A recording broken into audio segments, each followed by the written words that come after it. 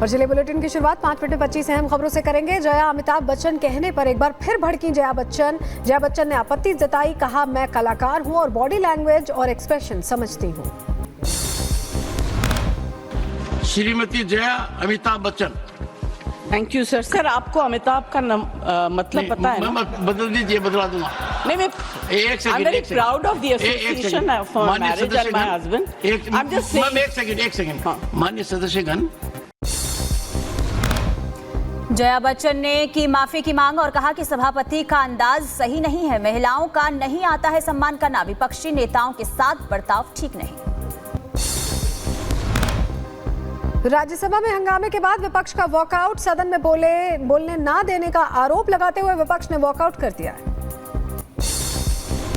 राज्यसभा में जेपी नड्डा ने विपक्ष पर बोला हमला और कहा कि जब देश के खिलाफ काम कर रहा है विपक्ष, नड्डा ने की विपक्ष से माफी की मांग, मामले पर निंदा प्रस्ताव जरूर करे पास।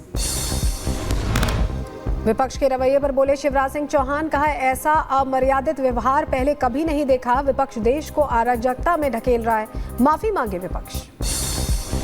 विपक्ष के हंगामे पर बोले जेडीयू अध्यक्ष संजय झा, कहा हंगामे के लिए पीछे बैठकर उकसा रही सोनिया गांधी, नरेंद्र मोदी का फिर पीएम बनना इनको हजम नहीं हो रहा है। सिसोदिया की जमानत पर बीजेपी का बयान, कहा जनता को ना किया जाए भ्रमित, सिसोदिया अभी भी हैं अभियुक्त, जमानत का मतलब बरी नहीं होता है। हम ये जानते हैं कि शराब नीति घोटाले में मनीष सिसोदिया को बेल मिली है और किसी भी अपराधी को बेल मिलना वो अपराध मुक्त होना नहीं होता है। बीजेपी का आम आदमी पार्टी पर बड़ा हमला, कहा शराब घोटाला बस एक है, दिल्ली में बहुत से घोटाले हुए हैं, सिसोदिया को कड़ी शर्तों पर मिली है बेल। मनीष सिसोदिया की जमानत पर संजय सिंह का बयान, कहा तानाशाही पर तमाचा है सिसोदिया की जमानत। सिसोदिया जी की जमानत जोरदार तमाचा है तानाशाही के ऊपर, हिटलर शाही के ऊपर और मोदी सरकार के जुल्म के ऊपर।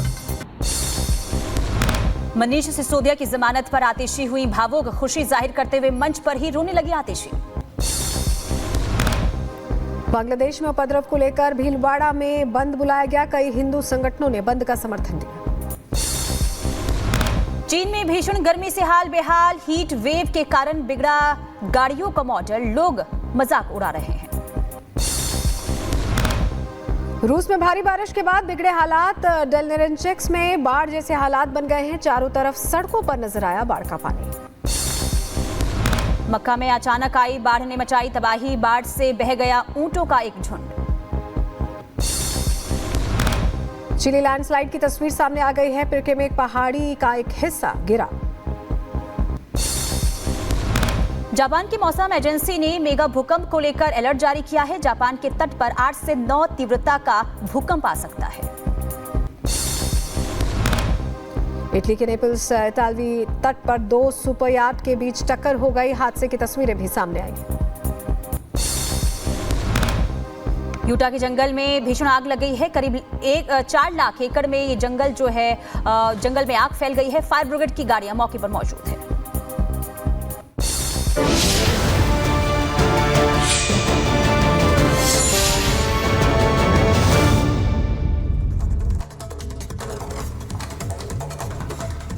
चलिए आगे बढ़ते। इधर आपको बता दें कि दिल्ली में आईएसआई आतंकी रिजवान अली की मां ने अपने बेटे को बेकसूर बताया है, कहा है कि पुलिस मामले की सही ढंग से जांच करे। क्या कुछ कहा है वो आपको एक बार सुनवाते हैं। ये जो है ना, मेरे दूसरे बेटे को भी सता रहे थे, ध्यान को भी के पीछे लग गए थे, उसके ध्यान के भी जबरदस्ती मेरे बच्चे ने दाढ़ी रखी तो उसके भी दाढ़ी के पीछे लगे हुए थे कि ये इस्लाम फैलाएगा। ये हमने क्यों मना करा है कि आप अगर दोज़ख में जाएंगे तो जाएं, दोज़ख में हमने ठेका ले रखा है, हम तो इस्लाम के बारे में बता सकते हैं। अगर आप जन्नत में जाना चाहें जन्नत में जाएं, जहन्नुम में जाना चाहिए तो हमारी नेकी है कि हम आपको जन्नत में ले आने की कोशिश करते हैं और तबलीग करते हैं और बताते हैं इस्लाम के बारे में। मैं तो दुआएं करती रहती हूँ सबके लिए। बताइए आप।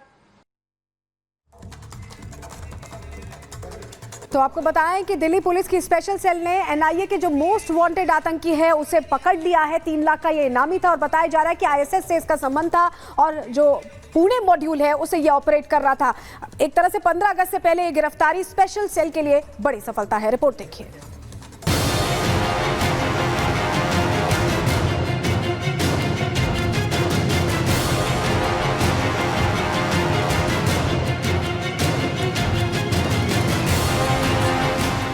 दिल्ली पुलिस की स्पेशल सेल को 15 अगस्त से पहले आतंकवाद के खिलाफ बड़ी कामयाबी मिली। पुलिस ने आईएसआईएस पुणे मॉड्यूल के आतंकी को गिरफ्तार कर लिया, जिसकी पहचान रिजवान अली के रूप में हुई है। रिजवान दिल्ली के दरियागंज का रहने वाला है और लंबे समय से फरार चल रहा था। स्पेशल सेल के मुताबिक 8 अगस्त को मोस्ट वांटेड आतंकवादी रिजवान के खिलाफ खुफिया जानकारी मिली कि रिजवान रात 11 बजे बायोडायवर्सिटी पार्क के गंगा बख्श पर आने वाला है, जिसके बाद दिल्ली पुलिस की स्पेशल सेल ने ट्रैप लगाया और खूंखार आतंकवादी रिजवान अली को गिरफ्तार कर लिया। रिजवान के पास से 1 स्टार पिस्टल और 3 जिंदा कारतूस बरामद हुए। इसके साथ ही 2 मोबाइल फोन भी बरामद हुए, जिनका डेटा अब खंगाला जा रहा है। आतंकी संगठन आईसिस के मोस्ट वांटेड आतंकी रिजवान की गिरफ्तारी दिल्ली से की गई है। दिल्ली के गंगा बख्श मार्ग के पास रिजवान की गिरफ्तारी दिल्ली पुलिस की स्पेशल सेल ने की है और स्पेशल सेल के दफ्तर में अब लगातार आतंकी रिजवान से पूछताछ की जा रही है। आपको बता दें कि आतंकी रिजवान पर एनआईए ने 3 लाख का इनाम घोषित किया था। कई सालों से वो लगातार सुरक्षा एजेंसियों को चकमा दे रहा था। 15 अगस्त को स्वतंत्रता दिवस के कार्यक्रम से पहले रिजवान की गिरफ्तारी को अहम माना जा रहा है। आतंकवादी रिजवान की गिरफ्तारी के बाद से ही पुलिस इसके नेटवर्क को खत्म करने के लिए छापेमारी कर रही है। पुलिस को मिली जानकारी के मुताबिक दिल्ली के कुछ वीआईपी इलाकों की रिजवान ने रेकी की थी। शक है कि 15 अगस्त से पहले किसी बड़ी आतंकी घटना को अंजाम देने की फिराक में था।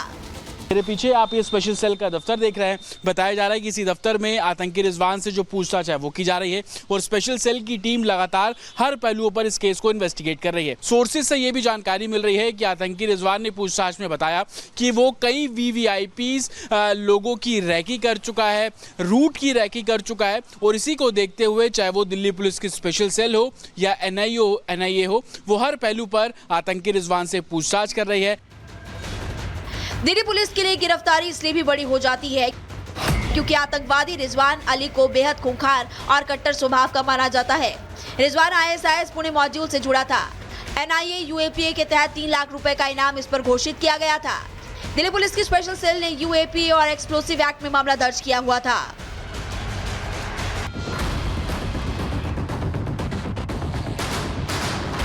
दरअसल एनआईए की लिस्ट में रिजवान सहित कुल 4 आतंकी थे। इनमें से मोहम्मद शहनवाज को पिछले साल सितंबर में गिरफ्तार किया गया था।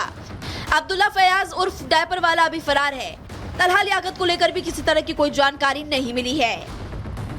हालांकि रिजवान अली की गिरफ्तारी के बाद और भी आतंकियों पर शिकंजा कसने की उम्मीद है और हो सकता है कि आतंकी रिजवान से पूछताछ में कुछ और भी बातें निकलकर सामने आए, जो आतंकवाद के खिलाफ चल रही मुहिम में एजेंसियों के लिए मददगार साबित हो सकती है। Bureau report, Republic Bharat. और इस बीच बड़ी खबर मिल रही है, रूस यूक्रेन युद्ध से जुड़ी बड़ी जानकारी आपके सामने रख रहे हैं। बताया जा रहा है कि रूसी सैनिकों ने आत्मसमर्पण कर दिया है यूक्रेनी सैनिकों के सामने। सफेद झंडा दिखाकर उन्होंने यहां समर्पण किया है। यानी कि एक तरह से ये खबर मिल रही है कि यूक्रेन अब रूस में घुस चुका है। ये बड़ी खबर इस वक्त की हम आपके सामने रख रहे हैं। जानकारी मिल रही है कि जो रूस के सैनिक है उन्होंने सरेंडर कर दिया। ये तस्वीरें भी हम आपको दिखा रहे हैं। सफेद झंडा लहराते हुए यानी पीस का साइन दिखाते हुए वो आगे बढ़े और उन्होंने सरेंडर किया है। तो ऐसे में सवाल ये खड़ा हो रहा है, क्या यूक्रेन के सामने रूस ने हार मान ली है? क्योंकि सैनिक सरेंडर कर रहे हैं। ये तस्वीर हम आपको दिखा रहे हैं सबसे पहले रिपब्लिक मीडिया नेटवर्क पर। ये सफेद झंडा लहराते हुए यानी पीस का साइन दिखाते हुए आगे बढ़ रहे हैं।